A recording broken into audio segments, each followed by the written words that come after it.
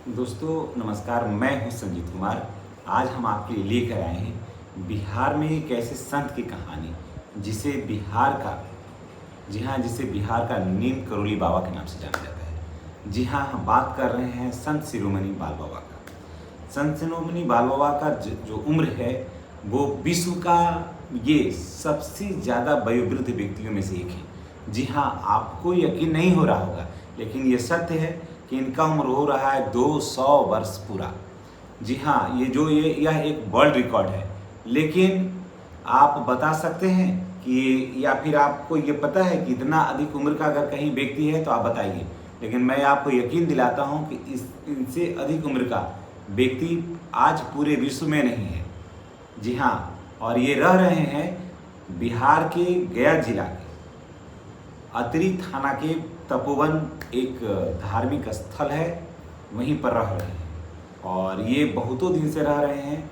और इनके बारे में अगर आप जानिएगा तो आश्चर्यचकित हो जाइए। हो रहा था जी और यज्ञ पश्चात यज्ञ खत्म हो गया था, तो फिर अप्रैल मई का महीना था। मई बहुत गर्मी पड़ती है इधर, तो बाबा वहीं पे कुटिया में रहते थे।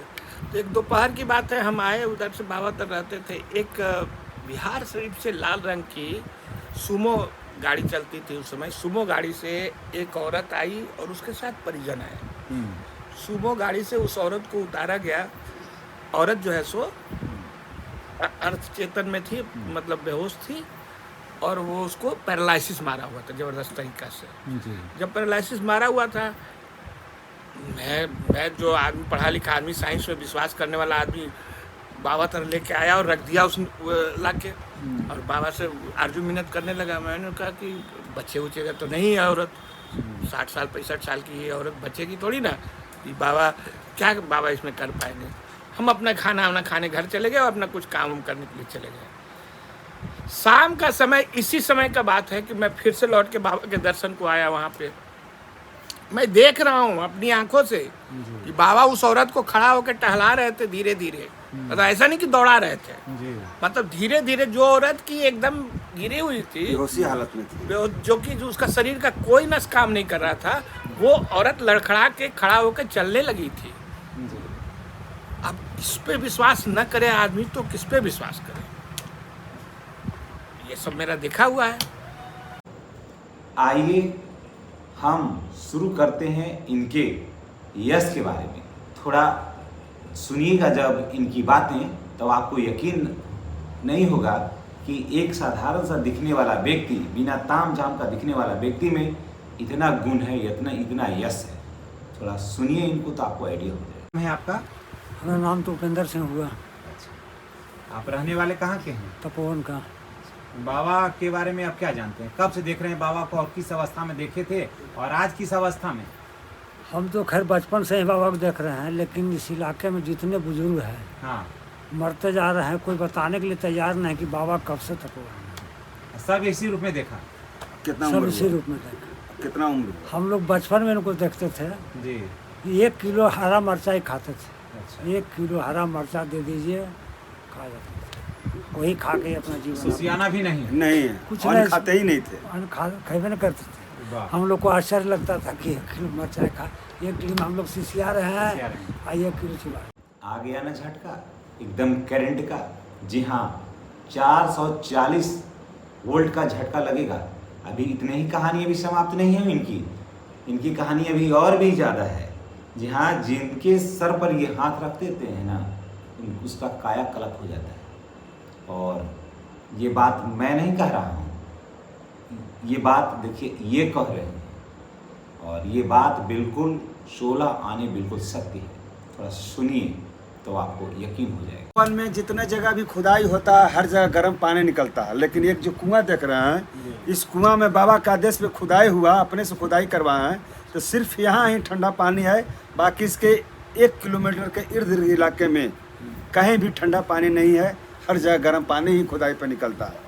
लेकिन बाबा का आदेश पे जहाँ खुदाई हुआ है कुआं का, उसमें सिर्फ 10 मीटर की दूरी पर ठंडा पानी है, बाकी कहीं ठंडा पानी नहीं हो। जो कि खुदाई हुआ है इनके कहने पे, जहाँ ही बताए वहाँ खुदाया हुआ ठंडा वो पानी निकला। सरकार ने नहीं किया है, ये अपने खुद इनके करवाए। इनके भक्त ने और इन्होंने करवाया। सुन रहे होंगे तो आपको पता चल रहा होगा कि क्या है कैसा है। आपके मन में भी जिज्ञासा हो रहा होगा कि चलें थोड़ा सा देख लें, तो आप देर मत करिए, आ करके देख लीजिए। और अगर आसपास के हैं और अगर तपोवन में आप नहीं आए हैं, इनसे नहीं मिले हैं, तो आप बेकार बैठे हैं घर में। मोटरसाइकिल उठाइए, टेम्पू से आइए, 4 व्हीलर से आइए, आ करके मिल लीजिए और इनके चरणों में शीश नवाइए, बहुत आशीर्वाद मिलेगा। सुनिए इनकी कहानी, इन लोगों की जुबान सुन लीजिए। एकनार एक गांव है हिसुआ में। जी एकनार गांव में यज्ञ हो रहा था जी और बाबा सेवा के लिए जब कभी होता है तो एकाबेक से हमको बोलते हैं कि शाम के समय में कि अरे बाबू एकनार चलना है। बाबा बोल रहे हैं एकनार चलना है अभी, और रात के 7 बजे ठंडा के दिन में।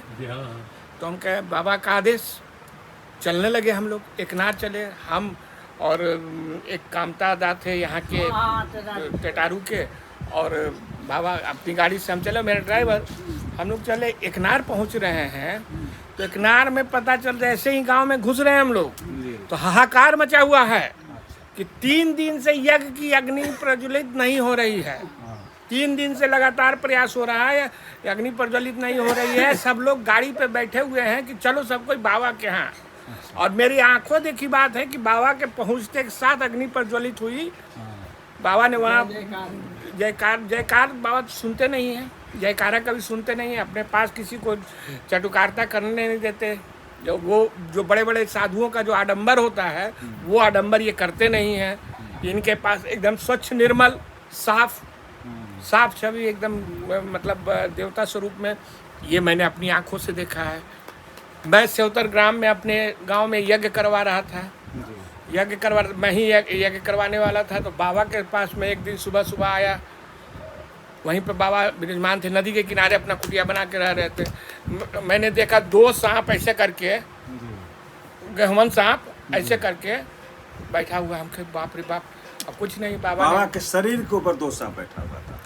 चला गया क्योंकि घूम फिर के। बाबा बोले कि कुछ नहीं करेगा, तुम लोग बैठो, ये मेरा सेवक है, आया है, ये चला जाएगा। इस युग में ये आश्चर्य, मैं पढ़ा लिखा हूँ, मैंने ग्रेजुएशन किया है, एमए किया है और बहुत सारी नौकरियां भी की है, अपना बिजनेस भी करता हूँ। ये आश्चर्य मैंने कहीं नहीं देखा है जो आपको बाबा के पास आश्चर्य है। आप जितने इनको पढ़ेंगे, जितना आप पढ़ेंगे, सारा विश्वविद्यालय से लेके सारी कहानियाँ, राम सीता, ये इनका एक कहावत है कि राम से बड़ा राम का नाम है।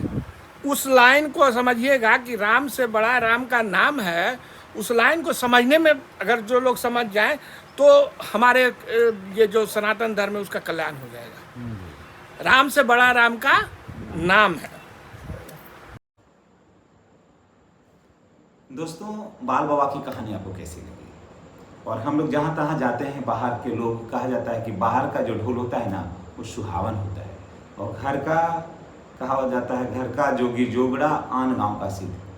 यही व्यक्ति अगर दूसरी जगह रहते ना तो कहता है चलो वहाँ आदमी एक है ना जो 200 वर्ष जिए हैं और आपके पास बैठे हैं, गया जिला में है, तपोवन में है, सब कोई जान रहे हैं, लेकिन लोग मिलने नहीं आते हैं। तो थोड़ा आप मिल लीजिए।